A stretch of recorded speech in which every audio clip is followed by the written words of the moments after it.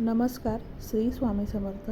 लक्ष्मीपूजेत सर्वात मोठी एक चूक असते, यामुळे आपल्या घरामध्ये धन हे टिकत नाही. आपण तर पूजा वगैरे सगळ्या गोष्टी चांगल्या प्रकारे करतो, पण या जर तुम्ही चुका करणार असणार तर ह्या आत्ताच थांबवा.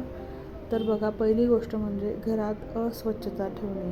लक्ष्मी माता ही स्वच्छतेची देवी आहे, हे प्रत्येकाला माहीत आहे.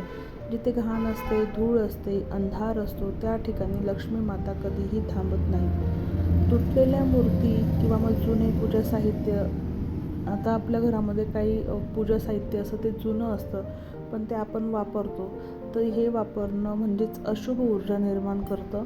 म्हणून आपल्याला नव्या ऊर्जेसाठी सर्व वस्तू या स्वच्छ असाव्यात आणि अखंड वस्तू आपल्याला पाहिजेत. तिसरी गोष्ट म्हणजे विचार, नकारात्मक विचार. पूजेच्या वेळेस आपलं मन शांत, प्रसन्न आणि कृतज्ञ ठेवायचे, कारण की तेव्हाच लक्ष्मी मातासुद्धा प्रसन्न होते. चौथी गोष्ट म्हणजे दक्षिण दिशेला लक्ष्मी ठेवणं टाळायचे. आता बऱ्याच जणांना म्हणजे दिशा या माहीत नसतात, तर दिशा या आपल्याला माहीत करणं गरजेचं आहे. तर दक्षिण दिशेला तुम्हाला लक्ष्मी माता ही चुकूनही ठेवायची नाही आहे. उत्तर किंवा पूर्व दिशेला लक्ष्मी मातेचा फोटो असेल, मूर्ती असेल, तिची पूजा मांडणी ही या दोन दिशेला आपल्याला ठेवायची आहे.